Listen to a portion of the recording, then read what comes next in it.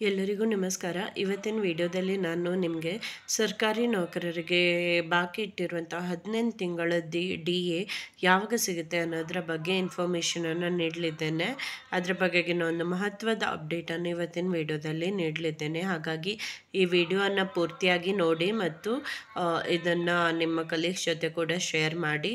ಇದರಿಂದ ಯಾರು ನೀವು ಪೆನ್ಷನ್ ಪಡೀತಿದ್ದಾರೋ ಅವ್ರಿಗೂ ಹಾಗೂ ಯಾರು ಸ್ಯಾಲ್ರಿ ಪಡೀತಿದ್ದಾರೋ ಅವರಿಗೂ ಇಬ್ಬರಿಗೂ ಉಪಯೋಗ ಆಗಲಿದೆ. ಹಾಗಾಗಿ ಈ ವಿಡಿಯೋನ ಪೂರ್ತಿಯಾಗಿ ನೋಡಿ.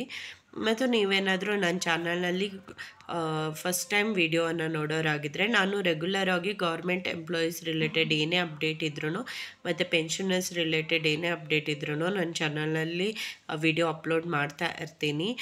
ಏನು ಸರ್ಕಾರದಿಂದ ವರದಿಯನ್ನು ನೀಡಲಾಗಿರುತ್ತೋ ಆ ವರದಿಯನ್ನೇ ಟೈಪ್ ಮಾಡಿ ನಾನು ಅಪ್ಡೇಟ್ ಕೊಡ್ತೀನಿ. ಹಾಗಾಗಿ ಇದು ವ್ಯಾಲಿಡ್ ಇನ್ಫಾರ್ಮೇಷನ್ ಆಗಿರುತ್ತೆ.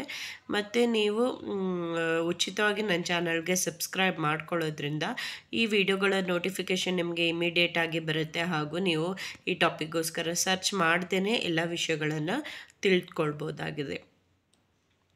ಹಾಗೂ ನೀವು ಈ ವಿಡಿಯೋನ ಪೂರ್ತಿಯಾಗಿ ನೋಡಿ ಮತ್ತು ಇನ್ನೂ ಬೇರೆ ವಿಷಯಗಳ ಬಗ್ಗೆ ತಿಳ್ಕೊಳ್ಬೇಕು ಅಂತಿದ್ರೆ ನನ್ನ ಚಾನಲ್ನಲ್ಲಿ ಗೌರ್ಮೆಂಟ್ ಎಂಪ್ಲಾಯೀಸ್ ನ್ಯೂಸ್ ಅನ್ನೋ ಪ್ಲೇಲಿಸ್ಟನ್ನು ಕ್ರಿಯೇಟ್ ಮಾಡಿದ್ದೀನಿ. ಅದರಲ್ಲಿ ಇದುವರೆಗೆ ಸರ್ಕಾರದಿಂದ ರಿಲೀಸ್ ಆಗಿರುವಂತಹ ಆದೇಶ ಪ್ರತಿಗಳ ಬಗ್ಗೆ ಎಲ್ಲ ಇನ್ಫಾರ್ಮೇಷನ್ ಇದೆ. ಅದನ್ನು ನೋಡಿ ನೀವು ಎಲ್ಲ ವಿಷಯಗಳನ್ನು ತಿಳಿದುಕೊಳ್ಬೋದಾಗಿದೆ.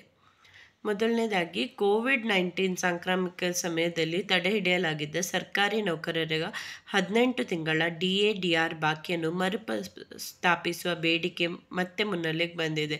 ಸೊ ಇದೇನಾಗಿದೆ, 18 ತಿಂಗಳ ಬಾಕಿ ಬಾಕಿ ಹಿಡಿಯಲಾಗಿತ್ತು, ಅದನ್ನು ಇನ್ನೂ ಕೊಟ್ಟಿಲ್ಲ. ಹಾಗಾಗಿ ಅದನ್ನು ಮತ್ತೆ ಆ ಡಿಸ್ಕಷನನ್ನು ಯಾರು ಮಾಡಿರೋದಂದರೆ ರಾಷ್ಟ್ರೀಯ ಮಂಡಳಿ ಜಂಟಿ ಸಮಾಲೋಚನಾ ಯಂತ್ರೋಪಕರಣಗಳ ಸ್ಥಾಯಿ ಸಮಿತಿ ಇವರು ಮಾಡಿರೋದು. JCM ಅಂತ ಏನು ಹೇಳ್ತೀವಿ, ಆ ಡಿಪಾರ್ಟ್ಮೆಂಟ್ ಅವರು 63ನೇ ಸಭೆಯಲ್ಲಿ ಅವರು ಈ ವಿಷಯವನ್ನು ಪ್ರಸ್ತಾಪನೆ ಮಾಡಿದ್ದಾರೆ. ಸಾಮಾನ್ಯವಾಗಿ ತುಟ್ಟಿ ಭತ್ಯೆ DAಯನ್ನು ವರ್ಷಕ್ಕೆ 2 ಬಾರಿ ಅಂದರೆ ಜನವರಿ ಮತ್ತು ಜುಲೈನಲ್ಲಿ ಪರಿಷ್ಕರಿಸಲಾಗ್ತದೆ. ಆದರೆ ಕೋವಿಡ್-19 ಸಮಯದಲ್ಲಿ ಜನವರಿ 2020ರಿಂದ ಜೂನ್ 2021ರವರೆಗೂ ತಡೆಯಲಾಗಿದ್ದ 3 DA ಹೆಚ್ಚಳವನ್ನು ಸ್ಥಗಿತಗೊಳಿಸಲಾಗಿದೆ. 3 ಸಲ DA ಜಾಸ್ತಿ ಮಾಡಬೇಕಾಗಿತ್ತು, ಆದರೆ ಅದನ್ನು ಇನ್ನೂ ಮಾಡಿಲ್ಲ.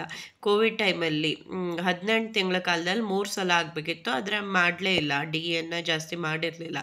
ಈ 18 ತಿಂಗಳ DA ಅಥವಾ DR ಬಾಕಿಯನ್ನು ಮರುಸ್ಥಾಪಿಸುವಂತೆ NCJCM ಸಭೆಯಲ್ಲಿ ಒತ್ತಾಯಿಸಲಾಗಿದೆ.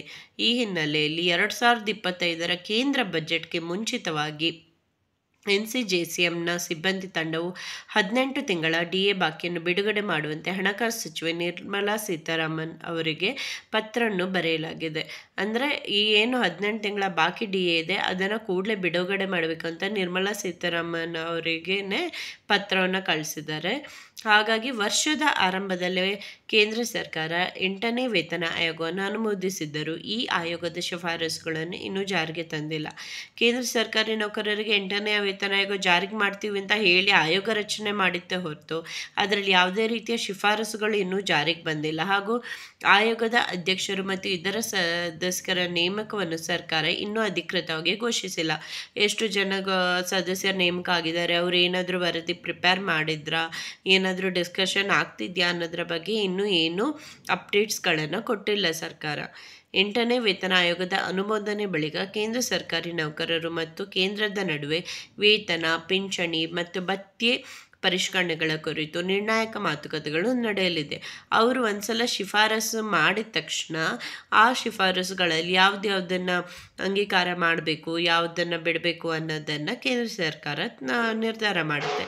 ಆದರೆ ಅದ್ರ ಮೊದಲು ಅವರು ಆ ಶಿಫಾರಸನ್ನೆಲ್ಲ ಸಬ್ಮಿಟ್ ಮಾಡಬೇಕಾಗುತ್ತೆ. ಆದರೆ ಇವಾಗಿನ್ನೂ 8ನೇ ವೇತನ ಆಯೋಗದಲ್ಲಿ ಯಾರು ಅಧ್ಯಕ್ಷರು ಇದ್ದಾರೆ, ಯಾರು ಸದಸ್ಯರಿದ್ದಾರೆ, ಯಾರಾದರೂ ವರ್ಕ್ ಮಾಡ್ತಿದ್ದಾರಾ ಅನ್ನೋದೇ ಇನ್ನೂ ಸರಿಯಾಗಿ ಗೊತ್ತಿಲ್ಲದಿರೋದ್ರಿಂದ ಈ JCM ಅವ್ರು ಏನು ಹೇಳಿದ್ದಾರೆ ಅಂದರೆ, ಅಟ್ಲೀಸ್ಟ್ ನಮಗೆ 18 ತಿಂಗಳ ಬಾಕಿ DA ಅನ್ನಾದರೂ ಬೇಗ ಕೊಟ್ಟಬೇಡಿ. 8ನೇ ವೇತನ ಆಯೋಗ ಅಂಗೀಕಾರ ಆಗೋದು, ಜಾರಿಗೆ ಬರೋದು ತಡ ಆದ್ರೂ ಈ 18 ತಿಂಗಳ ಬಾಕಿ DA ಅಥವಾ DR ಏನಿದೆಯೋ ಅದನ್ನು ಎಲ್ಲರಿಗೂ ಕೊಟ್ಟಬೇಡಿ ಅಂತ ಹೇಳಿ ನಿರ್ಮಲಾ ಸೀತಾರಾಮನ್ ಅವರಿಗೆ ಪತ್ರವನ್ನು ಬರೆದು ಒತ್ತಾಯಿಸಿದ್ದಾರೆ. 8ನೇ ವೇತನ ಆಯೋಗದ ವೇತನ ಮತ್ತು ಪಿಂಚಣಿ ಭತ್ಯೆ ಪರಿಷ್ಕರಣೆಗಳ ಕುರಿತು ಸಮಾಲೋಚನೆ ಬಳಿಕ ಶಿಫಾರಸಿನ ನಿಯಮಗಳಿಗೆ ಶೀಘ್ರದಲ್ಲೇ ಸರ್ಕಾರ ಅನುಮೋದನೆ ಸಿಗುತ್ತದೆ ಎಂದು ನಾವು ನಿರೀಕ್ಷಿಸುತ್ತೇವೆ. ಇದನ್ನು ಆದಷ್ಟು ಬೇಗ ಅನುಮೋದಿಸಬೇಕೆಂದು ಇದನ್ನು ನಾನು ಆಲ್ರೆಡಿ ಹೇಳ್ದಂಗೆ, ನಾನು ಯಾವುದಾದ್ರೂ ಈಗ ಗೌರ್ಮೆಂಟ್ ಡಿಪಾರ್ಟ್ಮೆಂಟ್ ಏನಾದರೂ ವರದಿಯನ್ನು ನೀಡಿದರೆ ಆ ವರದಿಯನ್ನೇ ಟೈಪ್ ಮಾಡಿಟ್ಕೊಂಡಿರೋದು. ಇದಿಷ್ಟನ್ನು ಹೇಳಿರುವಂಥದ್ದು NCJCM ಸಿಬ್ಬಂದಿ ವಿಭಾಗದ ಕಾರ್ಯದರ್ಶಿಯಾದಂತಹ ಶಿವಗೋಪಾಲ್ ಮಿಶ್ರಾ ಅವರು ಇದನ್ನು ಹೇಳಿದ್ದಾರೆ. ನಾವು 8ನೇ ವೇತನ ಆಯೋಗ ಇನ್ನೂ ಜಾರಿಯಾಗ ಡಿಲೇ ಆಗ್ಬೋದು, ಆದರೆ ಅದಕ್ಕಿಂತ ಮೊದಲಾಗಿ 18 ತಿಂಗಳ ಬಾಕಿ DA ಅಥವಾ DR ಅನ್ನು ಕೊಡಬೇಕಂತ ಒತ್ತಾಯಿಸಿದ್ದೀವಿ ಅಂತ ಹೇಳಿದ್ದಾರೆ. ಇದರಲ್ಲಿ 18 ತಿಂಗಳ ಬಾಕಿ DRDAಗೂ ಅನುಮೋದನೆ ದೊರೆಯುವ ನಿರೀಕ್ಷೆ ಇದೆ. ಸೊ ಹೀಗಾಗಿ ಇವರು ಆಲ್ರೆಡಿ ಸಬ್ಮಿಟ್ ಮಾಡಿರೋದ್ರಿಂದ ರಿಕ್ವೆಸ್ಟನ್ನು ಅಟ್ಲೀಸ್ಟ್ ಬಾಕಿ DA ಅನ್ನಾದರೂ ಶೀಘ್ರದಲ್ಲೇ ಎಲ್ಲರಿಗೂ ಸಿಗೋ ಚಾನ್ಸಸ್ ಇದೆ ಅಂತ ತಿಳಿಸ್ಕೊಟ್ಟಿದ್ದಾರೆ. ಸೊ ಇದು ಕೇಂದ್ರ ಸರ್ಕಾರದಿಂದ ಪೆನ್ಷನ್ ಮತ್ತು ಸ್ಯಾಲ್ರಿ ಪಡೆಯೋರಿಗೆ ನ್ಯೂಸ್ ಆಗಿರುತ್ತೆ. ನೀವೇನಾದರೂ ರಾಜ್ಯ ಸರ್ಕಾರದಿಂದ ಪೆನ್ಷನ್ ಅಥವಾ ಸ್ಯಾಲ್ರಿಯನ್ನು ಪಡೆಯೋರಾಗಿದ್ದರೆ ಲೇಟೆಸ್ಟ್ ಅಪ್ಡೇಟನ್ನು ನನ್ನ ಚಾನಲ್ನಲ್ಲಿ ನಾನು ಆಲ್ರೆಡಿ ಅಪ್ಲೋಡ್ ಮಾಡಿದ್ದೀನಿ. ಹಾಗಾಗಿ ಆ ವಿಡಿಯೋವನ್ನು ನೋಡಿ ನೀವು ತಿಳ್ಕೊಳ್ಬೋದು. ಇನ್ನು ಏನಾದರೂ ಡೌಟ್ಗಳಿದ್ದರೆ ನೀವು ಕಮೆಂಟ್ ಮಾಡಿ ತಿಳಿಸ್ಬೋದು. 18 ಮಂತ್ಸ್ DA ಅಂದರೆ ತುಂಬ ದೊಡ್ಡ ಅಮೌಂಟ್ ಆಗಿರೋದ್ರಿಂದ ಒಂದೇ ಸಲಕ್ಕೆ ಕೊಡೋದು ಡೌಟು. ಅದನ್ನು ಬ್ಯಾಚ್ ವೈಸಲ್ಲಿ ಕೊಡ್ಬೋದು. 6 ತಿಂಗಳದ್ದು DA ಜಾಸ್ತಿ ಥರ ಬ್ಯಾಚ್ ವೈಸಲ್ಲಿ ಕೊಡ್ಬೋದು. ಆದರೂ ಏನದು ಬಾಕಿ ಇದೆ ಅದನ್ನು ಕೊಡಬೇಕು ಕೂಡಲೇ. ನಮಗೆ 8ನೇ ವೇತನ ಆಯೋಗ ಜಾರಿಯಾಗ ಡಿಲೇ ಆದ್ರೂ ಪರವಾಗಿಲ್ಲ, ಇದನ್ನಾದರೂ ಕೊಡಿ ಅಂತ ಹೇಳಿ ಕೇಳ್ಕೊತಿದ್ದಾರೆ. ಹಾಗಾಗಿ ಸರ್ಕಾರ ಇದಕ್ಕೆ ಒಪ್ಪಿ ಬಾಕಿ DA ಕೊಟ್ಟರೆ ಹಲವಾರು ಜನರಿಗೆ ಉಪಯೋಗ ಆಗುತ್ತೆ. ಆಮೇಲೆ ಇನ್ನೊಂದು ವಿಷಯ ಏನಂದರೆ 8ನೇ ವೇತನ ಆಯೋಗ ಜಾರಿಯಾದ್ರಂತೂ ವೇತನ, ಪಿಂಚಣಿ, ಬೇರೆ ಬೇರೆ ರೀತಿಯ ಭತ್ಯೆಗಳು ಎಲ್ಲದರಲ್ಲೂ ಹೆಚ್ಚಳ ಆಗುತ್ತೆ. ಸೊ ಅದಕ್ಕೂ ಕೂಡ ಬೇಗ ಅದನ್ನು ಜಾರಿಗೆ ತರಬೇಕು ಅಂತ ಒತ್ತಾಯಿಸ್ತಿದ್ದಾರೆ. ಆದರೆ ಇನ್ನೂ ಅದು ಯಾಕಂದರೆ ಇನ್ನೂ ಅವರು ಶಿಫಾರಸುಗಳನ್ನು ಮಂಡಿಸದೇ ಇರೋದ್ರಿಂದ ಸ್ವಲ್ಪ ಡಿಲೇ ಆಗ್ಬೋದು. ಆದರೆ ಈ ಬಾಕಿ DA ಅಂತೂ ಸದ್ಯದಲ್ಲೇ ಎಲ್ಲ ನಿವೃತ್ತರಿಗೂ ಹಾಗೂ ನೌಕರರಿಗೂ ಸಿಗುವಂಥ ಚಾನ್ಸಸ್ ಇದೆ. ಬೇಗ ಸಿಗಲಿ ಅಂತ ನಾನು ಕೂಡ ಆಶಿಸ್ತೀನಿ.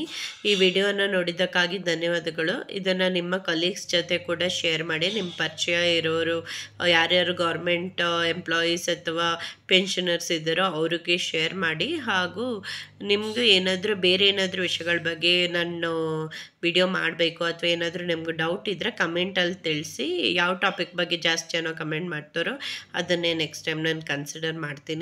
ಮತ್ತು ರಾಜ್ಯ ಸರ್ಕಾರದಲ್ಲಿ 70 ಇಯರ್ಸ್ ಮೇಲವರಿಗೆ 10% ಎಕ್ಸ್ಟ್ರಾ ಹೈಕ್ ಬಗ್ಗೆ ಏನಾದರೂ ಅಪ್ಡೇಟ್ ಇದೆ ಅಂತ ಹಲವಾರು ಜನ ಕೇಳ್ತಾ ಇದ್ರಿ. ಆದರೆ ಸದ್ಯಕ್ಕೆ ಅದರ ಬಗ್ಗೆಗಿನ ಯಾವುದೇ ಅಧಿಕೃತ ಆದೇಶ ಬಂದಿಲ್ಲ.